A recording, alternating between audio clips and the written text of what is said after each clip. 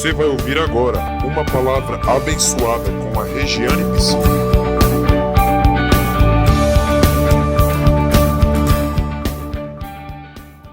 Graça e paz, Igreja do Avivamento. Amém? Glória a Deus. E é sempre uma honra estar aqui, para a honra e glória do Senhor. Quantos aqui, os reencontristas que estão aqui? Temos? Aí, glória a Deus. Glória a Deus. Abra sua Bíblia em Filipenses 3, 7. Filipenses 3, 7.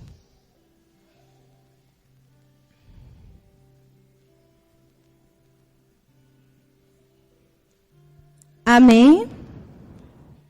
Quem não achou, diga misericórdia. Olhe para o seu lado, veja se o seu irmão está armado. Se não, compartilhe a sua Bíblia com ele.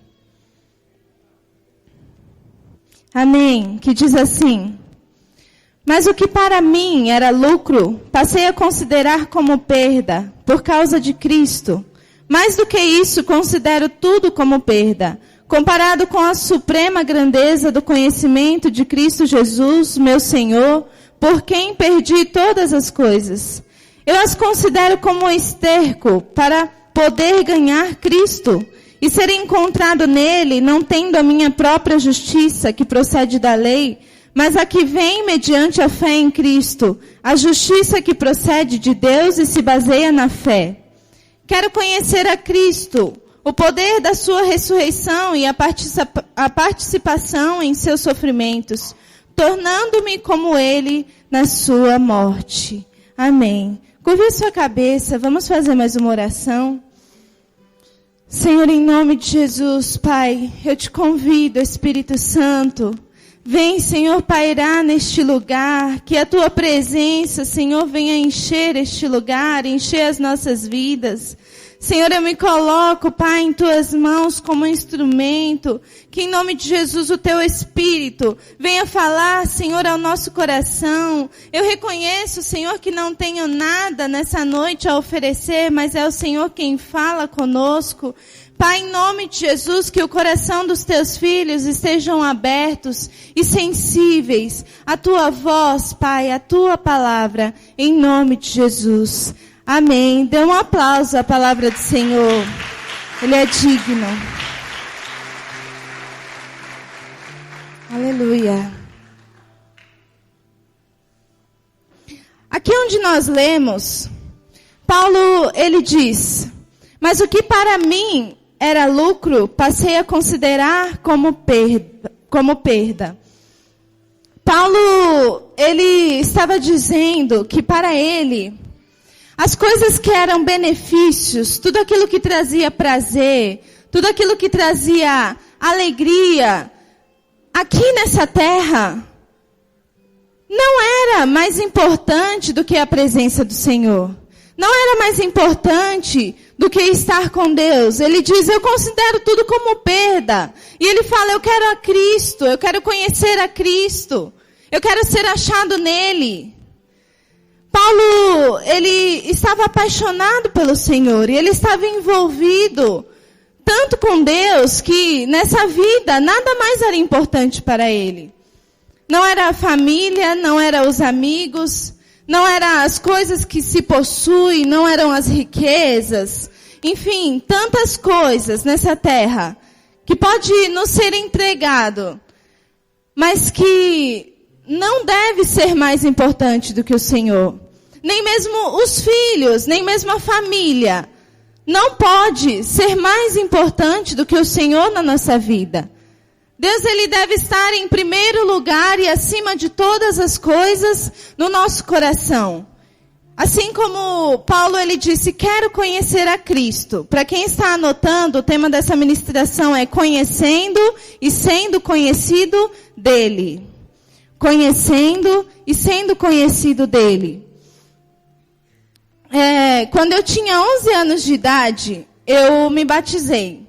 Eu começo a contar a minha vida cristã a partir dessa data. Porque foi a data em que eu alcancei a maturidade espiritual que eu comecei a entender as coisas de Deus, né? Eu não vinha mais para a igreja só porque meus pais diziam que eu tinha que vir. Eu vinha porque eu estava conhecendo a Cristo e eu sabia o que eu queria fazer aqui. E nessa caminhada, né, me batizei tão nova, 11 anos. E nessa caminhada eu fui tendo experiências com Deus. Logo depois eu fui para o encontro com Deus. Quantos aqui ainda não foram para o encontro? Olhem aí, os líderes, discipuladores, olha aí. Tem um tantinho. Vamos mandar esse povo para o encontro. Quando eu voltei do encontro, eu estava tão apaixonada por Deus, eu estava tão perdida por Ele, que eu tinha medo de pecar. Eu tomava cuidado com tudo que eu falava, com tudo que eu via, com tudo que eu fazia, porque para mim, se eu pecasse, eu ia perder a bênção do encontro. E não é assim, né? Então, eu fiquei assim, tão perdida de amor por Jesus. E na caminhada, a verdade é que teve uma fase em que eu me desanimei muito. Sabe? Eu fiquei muito desanimada e eu vinha para a igreja, não era mais porque eu amava o Senhor, porque eu queria o Senhor, mas porque eu já tinha criado um hábito, então eu vinha por hábito. Infelizmente, queridos, existem pessoas que se encontram nesse nível de desânimo em que eu estive um dia. E todos nós que um dia conhecemos a Jesus, nós passamos por uma fase de desânimo.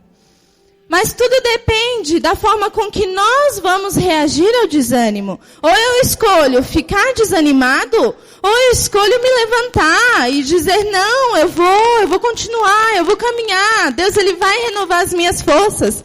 E a palavra diz que aqueles que esperam no Senhor renovarão as suas forças, subirão com asas como águia, correrão e não se cansarão, caminharão e não se fadigarão.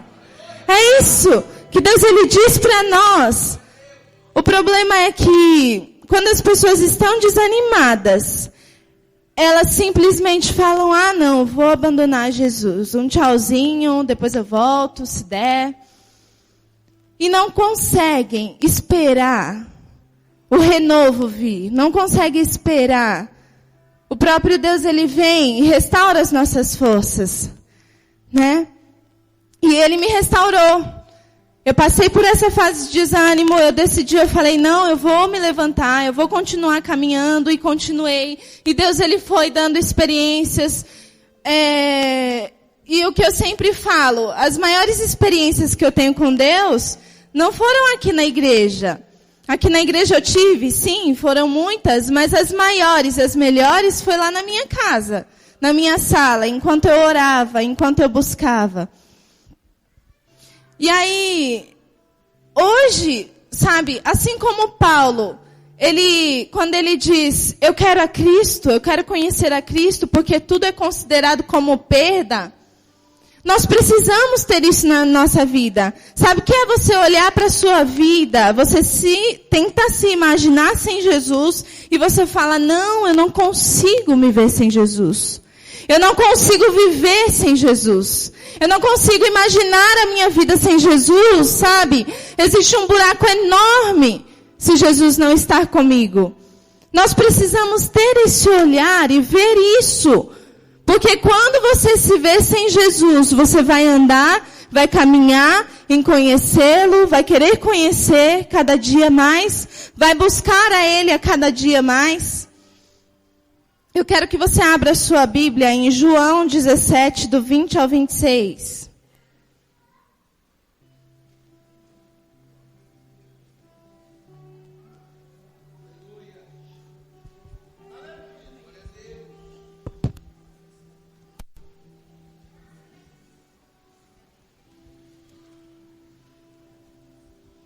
João 17, do 20 ao 26.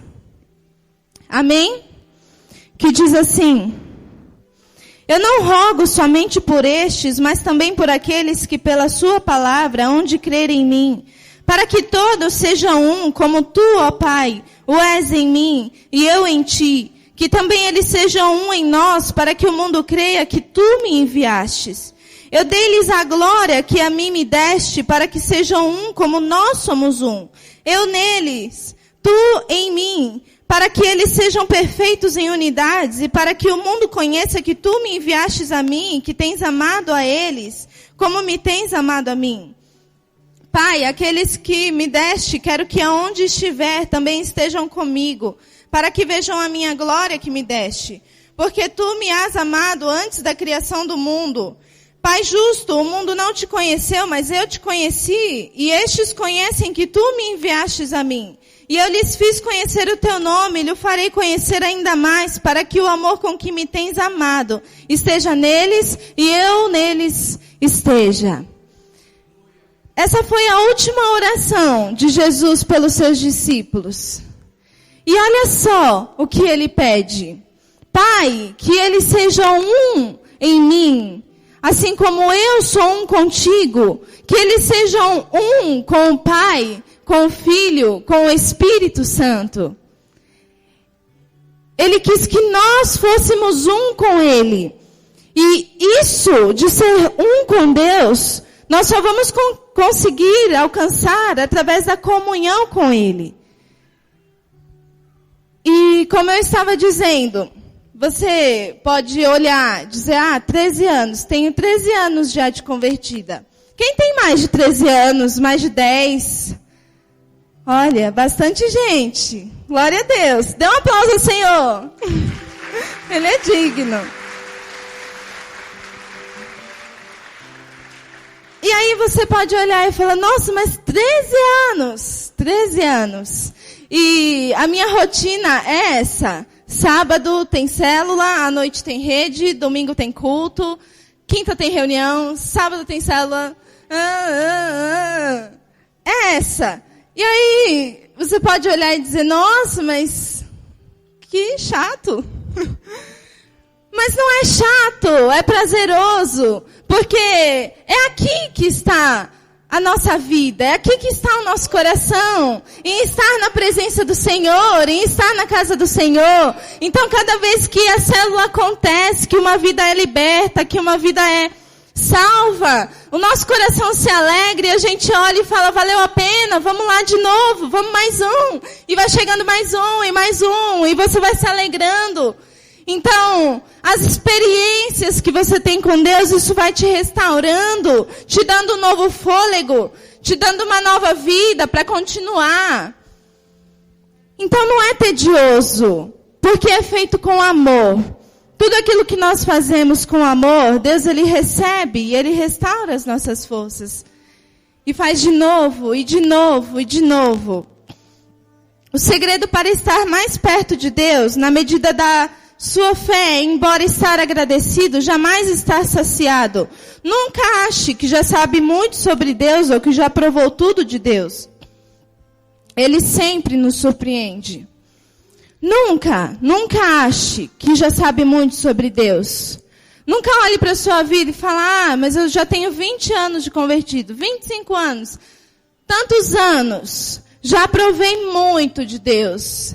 Mas Deus, ele é uma fonte inesgotável. Então, por mais que você busque, sempre tem mais. Ele sempre tem mais. Ele sempre tem mais. Ninguém pode chegar e dizer, não, eu já provei tudo, porque ele sempre tem mais. Ele sempre tem algo novo. E na medida em que nós nos esvaziamos de nós mesmos, da nossa vontade, da nossa carne, é como um vaso. Imagine que se você se esvazia de você mesmo, você dá mais espaço para que o Espírito Santo te encha. Então se esvazie, meu querido. Se esvazie das suas vontades. Se esvazie do seu eu.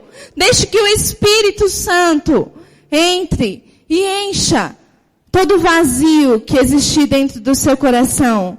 Todo vazio que existir dentro da sua alma. Abra sua Bíblia em João 6,56. Só voltar aí um pouquinho.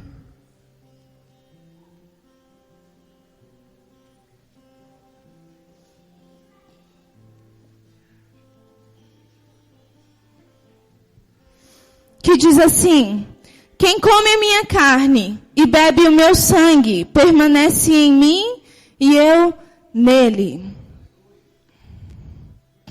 Primeiro passo, para que nós venhamos conhecer e ser conhecido dele, comer da carne.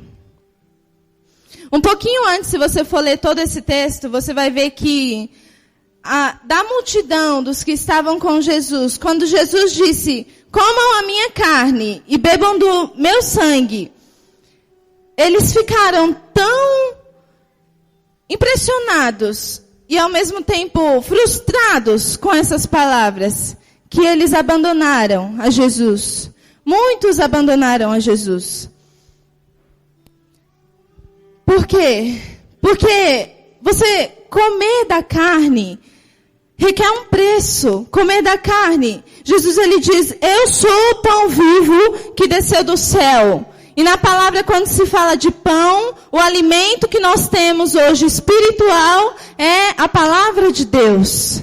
E existe um preço a ser pago. Porque ler a palavra é muito fácil. Nós encontramos em qualquer lugar pessoas que conhecem a Bíblia. E quando eu falo de conhecer, qualquer um pode conhecer as palavras desse livro. Mas a verdade é que nem todos conhecem a revelação dessa palavra. E para que nós tenhamos a revelação dessa palavra, nós precisamos mergulhar nas águas do Senhor. Precisamos mergulhar em Deus. E a partir de quando você vai buscando, você vai mergulhando, meditando, Deus, ele vai te revelando, como diz a própria palavra, ele vai revelando coisas do coração dele para o seu. Vai revelando coisas do coração dele para o nosso. E é daí que vem a revelação da palavra de Deus para o nosso coração. Sempre que eu vou ler a Bíblia, eu peço, Deus, tira de mim toda a ideia que eu já tenho sobre a sua palavra. Todo o preconceito.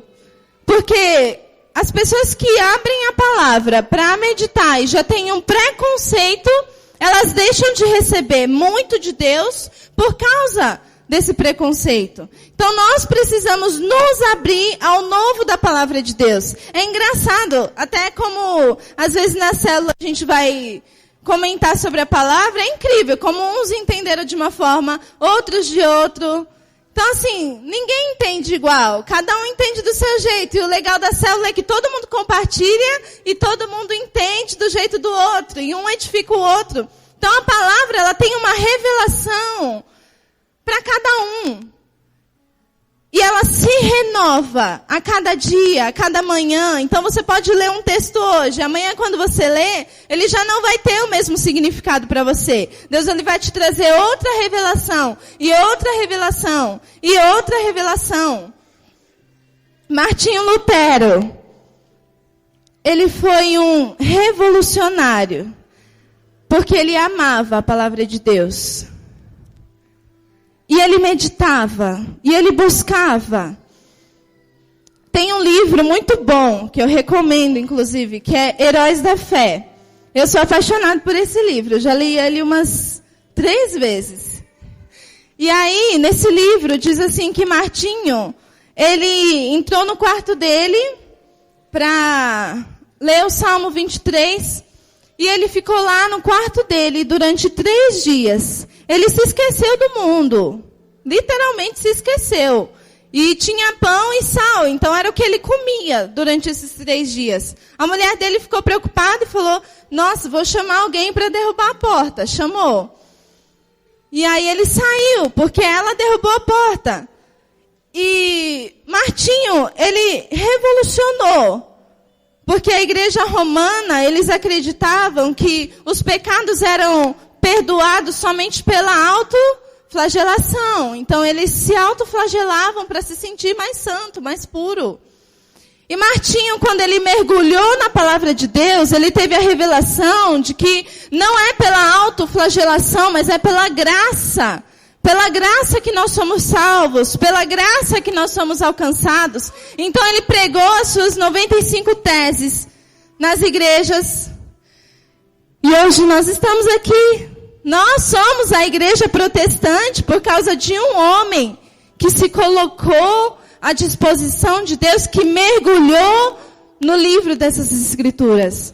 Então, meu querido, quando você mergulha nesse livro, você não só é abençoado, como você abençoa todos aqueles que estão ao seu redor. E olha só o que perpetuou por gerações. E hoje nós estamos aqui. Porque Martinho se colocou como um canal de Deus.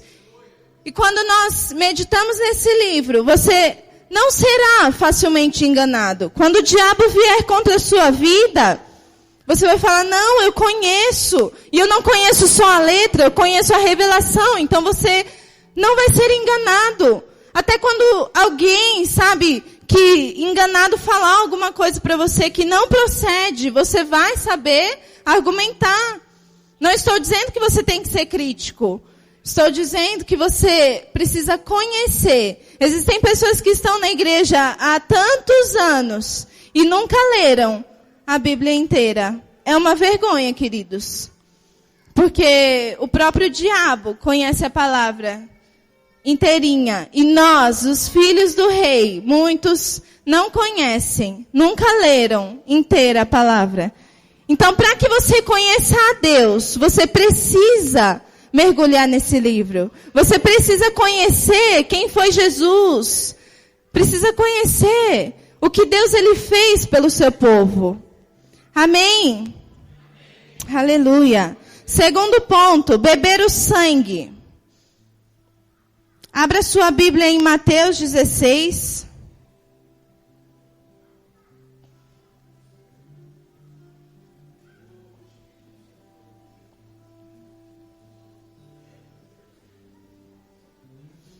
Mateus 16, 24. Que diz assim: Então disse Jesus a seus discípulos: Se alguém quiser vir após mim, renuncie-se a si mesmo.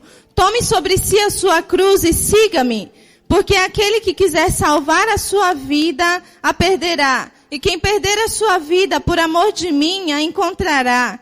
Que proveita o homem ganhar o mundo inteiro se perder a sua alma? O que dará o homem em recompensa da sua alma? Jesus ele diz, quem quiser vir após mim, tome a sua cruz e siga-me. Beber do sangue fala sobre sacrifício.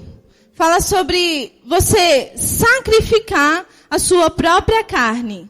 Porque nós sabemos que nós vivemos em luta constante do nosso espírito contra a nossa carne. E eles lutam diariamente. Você luta contra a sua vontade para ler a palavra, porque é incrível como dá sono, dá tudo. Luta contra a sua carne para tirar um período de oração, porque de repente na correria do dia a dia, nossa, mas tanta coisa para fazer. E luta contra a sua carne para orar. Nós lutamos contra a nossa carne diariamente. E a verdade é que quanto mais estiver fortalecida a sua carne, mais enfraquecido estará o seu espírito. São proporções. Não tem como você estar com o seu espírito fortalecido e a sua carne fortalecida. Não. Enquanto a sua carne estiver fortalecida, o seu espírito estará enfraquecido. Agora, se você fortalece o seu espírito, a sua carne, ela vai mortificando a cada dia. E Jesus diz, tome a sua cruz, siga-me. Tome a sua cruz diariamente, todos os dias, quando você sair da sua casa. Tome a sua cruz, lute contra o pecado, lute contra o diabo, jejue, ore. Precisamos, queridos, ter este hábito, porque assim, só assim nós venceremos a nossa carne. Se de repente você percebe que está tão difícil para você vencer as tentações que têm batido a sua porta, é porque a sua carne está fortalecida. E nós precisamos fortalecer o nosso espírito. Paulo, em Romanos 7, do 14 ao 24, ele diz: Porque bem sabemos que a lei é espiritual, mas eu sou carnal, vendido sobre o pecado. Porque o que faço não aprovo, mas o que quero, isto não faço. Mas o que aborreço, isso faço. E se faço o que não quero, consinto com a lei que é boa, de maneira que agora já não sou eu que faço isto, mas o pecado que habita em mim. Porque eu sei que em mim, isto é, na minha carne, não habita bem algum. E com efeito, o querer está em mim, mas não consigo realizar o bem. Porque não faço o bem que quero, mas o mal que não quero, esse faço. Ora, se eu faço o que não quero, já não o faço eu, mas o pecado que habita em mim. Acho então esta lei em mim, que quando quero fazer o bem, o mal está comigo. Porque segundo o homem interior, tenho prazer na lei de Deus. Mas vejo nos meus membros outra lei que batalha contra a lei do meu entendimento e que me prende debaixo da lei do pecado que está nos meus membros. Miserável homem que sou, quem me livrará do corpo dessa morte? Próprio Paulo, o mesmo, que diz, quero conhecer a Cristo, quero ser um com Ele, está dizendo, existe uma batalha travada da nossa carne contra o nosso espírito. E olha que conflito. O bem que quero, esse não faço. Mas o mal que não quero, esse faço. E é uma batalha constante, é uma batalha diária. Mas Deus, Jesus, Ele nos diz que nós somos mais do que vencedores. Ele disse, no mundo tereis aflições, mas tende bom ânimo. Eu venci o mundo. Ele venceu o mundo, Ele venceu o diabo, Ele venceu a carne. E nós, como filhos de Deus, vamos vencer. Amém? Aleluia. Aleluia.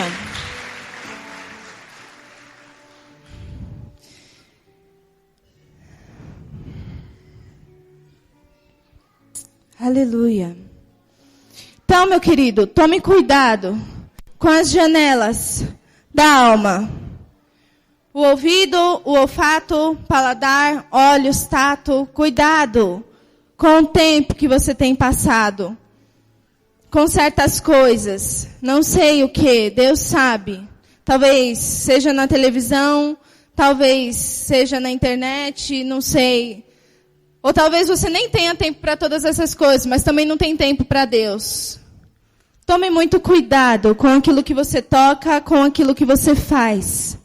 Como eu disse, Jesus, Ele quer ser um conosco. Mas isso não é uma coisa que deve partir só dele. Se dependesse dele, nem estaríamos aqui, estaríamos lá no Éden. Mas Ele nos dá a opção de escolha. E hoje nós podemos escolher a vida dele. Podemos escolher essa comunhão com Ele. Então, se eu digo que nós precisamos conhecer a Deus, Ele também precisa nos conhecer. Hoje você tem a oportunidade de se apresentar a Deus. Diga a Ele quem é você. Como você é.